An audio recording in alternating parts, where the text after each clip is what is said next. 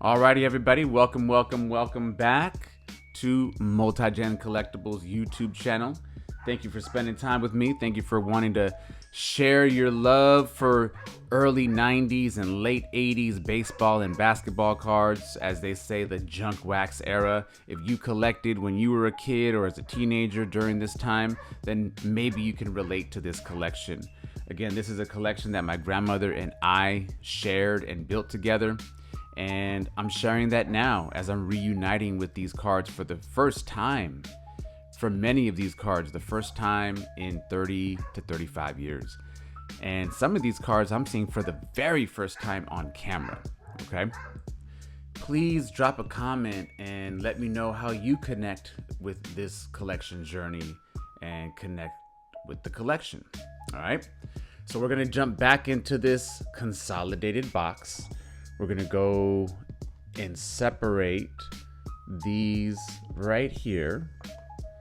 Let's do this. Let's go from here to here, okay?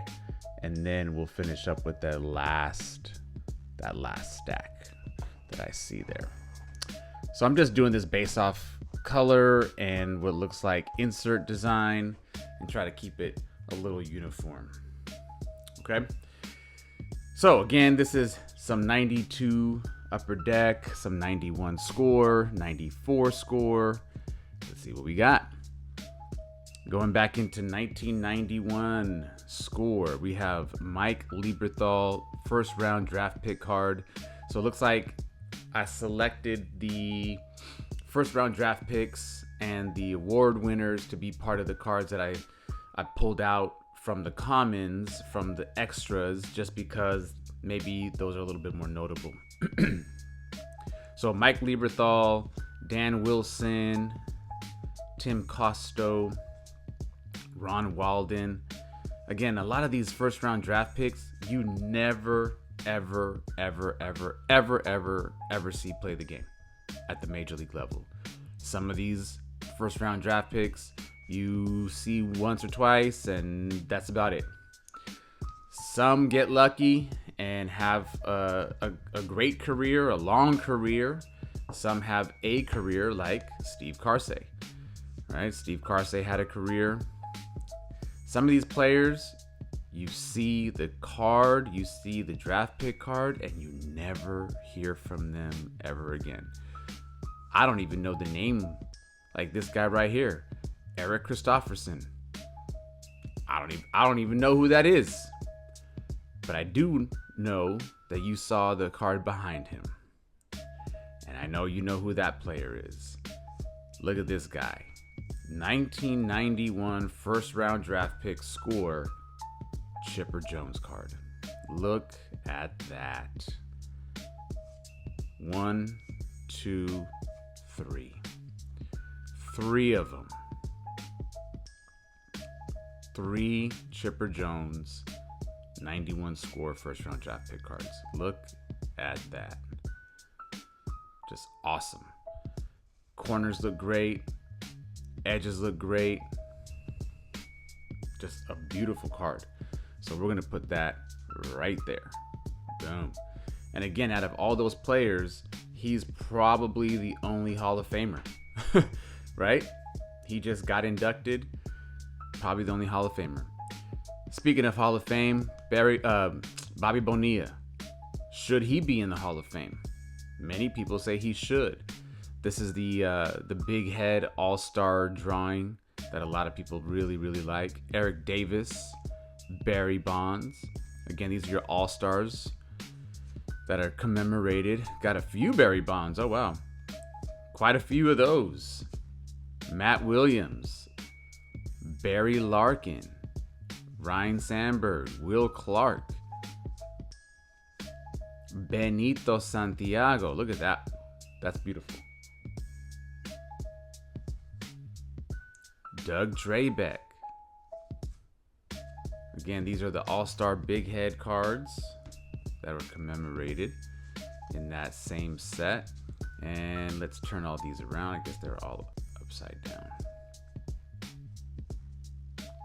All right, next up we have Rick Sutcliffe, Greg Jeffries, John Olerud. Look at Darryl Strawberry. Got a couple of those. Dave Henderson smiling again. When is he not smiling? When is he not smiling? Ben McDonald. This is an interesting case, man. LSU, #1 draft pick. Highly, highly, highly regarded. A lot of prospect. And didn't have the career that I think people expected him to have. Yet, I've heard that recently his cards are starting to hold value again. I don't know. Dale Murphy should be a Hall of Famer. Roger Clemens, got a couple of those, a few of those. Should be a Hall of Famer. Doc Gooden, Oral Hershiser, Gary Sheffield. Look at that Gary Sheffield card. Again, corners look good, edges look good. Ruben Sierra, Barry Larkin, Hall of Fame player. Bobby Witt. Now, Bobby Witt played for a few different teams, but the reason I pulled his card and I set it off in this group of Hall of Famers and should be Hall of Famers is simply because his son is in the league, right? Bobby Witt Jr. is now playing in Major League Baseball. And as you see here, Bobby Witt started with the Rangers and he went to the Oakland Athletics. And I think he bounced around to a couple of different teams. But if anybody's looking for Bobby Witt cards to combine with Bobby Witt Jr., I've got several. In fact, I got many.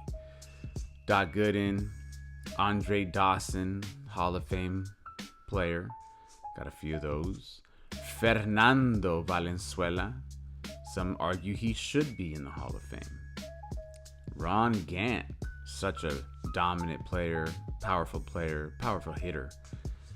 Kevin Mitchell, another fan favorite, we'll call him. Dennis Martinez. There's Gary Sheffield again. Another Gary Sheffield. Eckersley, we know is in the Hall of Fame. Got a few of those. Dave Parker recently got inducted into the Hall of Fame and unfortunately passed away before his induction. Got a few of those Dave Parker cards. And now we're going to finish it up with the last stack. All right, so let's take a look at this last stack of cards that, again, I consolidated from, I want to say 2 or 3 boxes. And then there's another consolidated box that I'm going to show you as well in a different video. I'm going to put these over here. All right. Again, I have not seen these cards in over 30 years. And some of these cards are just completely random and new to me. Nonetheless, I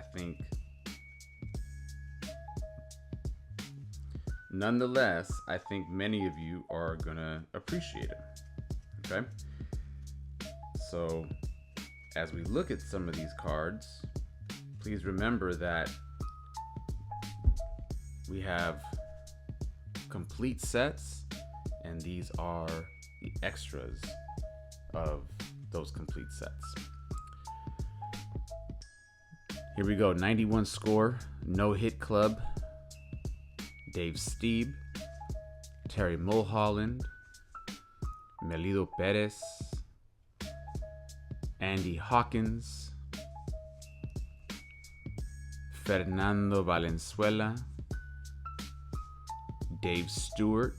Remember, Dave Stewart and Fernando, they threw a no-hitter on the same day, June 29th, 1990. Same day. How awesome is that? And we got a few of the Dave Stewarts. Nolan Ryan, no-hit the Oakland A's. And Randy Johnson. So you had, I believe, was it 9 no-hitters? Either 9 or 10 no-hitters. And then you had the combined no-hitter between Mark Langston and Mike Witt. Not Bobby Witt. This is Bobby Witt Jr.'s uncle. This is Mike Witt. So they combined for a no-hitter. So that's pretty awesome. We're going to set those there. And now we come to these inserts, the Rifleman inserts. Andy Van Slyke, Ken Griffey Jr. Got a few of those. Ken Griffey Jr. Rifleman cards. You have Eric Davis in a 91 score Rifleman. Got a few of those. Corey Snyder, Sandy Alomar Jr., already a Rifleman in his second year as a catcher. Then you have the Master Blaster cards, the home run hitters, Cecil Fielder. Got a few of those. Look at Bo Jackson. Such a favorite of the fans. Look at that. Again, these corners look great. The edges look great. The card is in great condition. It's been stored in these white boxes for the last 35 years. Darryl Strawberry, Master Blaster. We know Jose Canseco was a Master Blaster in the early 90s. Matt Williams. I was going to say Randy Johnson. Eric Hansen, K-Man, Strikeout Master, I guess you could call him. Why didn't they just call them Strikeout Masters? I guess they could have. Instead of a Master Blaster, a Strikeout Master. Nolan Ryan. Have a few of those. And we have Doc Gooden. And we're going to finish it off with some Roger Clemens K-Man cards. So I like what they did here. What if this card, what if the design, like that background, like that green and the orange and the blue, like imagine if that was in like a foil. Oh my gosh, dude. Could you imagine if that was a foil? Oh, that would have been incredible. That would be incredible. A green foil leaf, an orange foil leaf, a blue foil. Oh, that would have been clean. But again, this is the early 90s and nobody was doing that. Same with this card. Like imagine if all this blue was foil. I don't know, man. That would be a dope card. 1990 highlight. Cecil Fielder hits 51 home runs. And George Brett is a batting champion. Go figure. We'll put that there. Now we're going on to our rookie prospects from 1991. We have our first round draft picks like that one there. And now we have our our rookie prospects. And again, like I said, some of these prospects and some of these draft picks, you never hear about them again. Ever hear about them. And they just didn't make it in the league. Glenn Sutko, Mike Sims, Brent Maine. He did have a career. And I think he went and had a career as a broadcaster or a sports analyst. Sean Barry, Rodney McRae had a few years. And I remember Rodney McRae, not the same as Brian McRae or Hal McRae, but did have a career. Andres Santana, Ray Young. As an Oakland A's fan, I don't ever remember hearing about Ray Young as a teenager. Steve Tritrin, Scott Lewis, Mike Bettis, Ed Vosberg. I don't remember hearing about Phil Clark too much. He may have had a few years. John Kramer, Kelvin Torve. Now I do remember this young man right here, Andujar Cedeno. I do remember Andujar Cedeno, and he had a huge prospect on him. A lot of people were expecting some great things with Andujar, and sadly didn't pan out to meet those expectations. Look who we have here. Oh, look at that. We have a couple of the rookie prospect Mo Vaughn cards. Got two of those. I like that. We're going to set that there in front of Griffey Jr. For the time being. Orlando Merced, he ended up having a few really good years. Jeff Shaw, Ray Stevens, Rico Bronya. I do remember him having a couple years. I think he ended up with the Mets too, if I'm not mistaken. May have ended up with the New York Mets. Mike York. Oh, look at that. Oh, hilarious. Yo, how many of you that were collecting in the 90s, specifically the 91 score set, how many of you remember this card? How many of you remember the United States flag card? So this was actually an insert. This was actually a card in that 91 set. Flip it over. Score decided that they wanted to commemorate the servicemen and servicewomen and everybody involved in Operation Desert Storm. Because again, Desert Storm was happening at this time between 1990 and 1991, in which the United States was engaged in a war with Iraq. And they were trying to topple the Saddam Hussein leadership. I do remember that. Wow. As a history teacher, as a former history teacher in high school, that's a really cool throwback, I guess you can say. Scott Anderson, Turner Ward. I do recall Turner Ward having a career. Hector Wagner. Don't remember Hector Wagner. Rich DeLucia. I do remember DeLucia. Mark Leiter. I do remember Leiter. Leo Gomez also had a career, or has had a career, I should say, in sports television. Efrain Valdez. Oh, look at that. Got a Jeff Conine prospect card as well. Jeff Conine had a pretty good career. Mike Gardner, Tom Lampkin, Mark Leonard. There's a couple names in here. Jeronimo Peña. There's a few names in here that I know for sure had a few years under their belt. Not all of them. Wes Chamberlain had a couple years. Not everybody. And we're going to finish with Brian Barnes. All right, everyone. Well, that's it.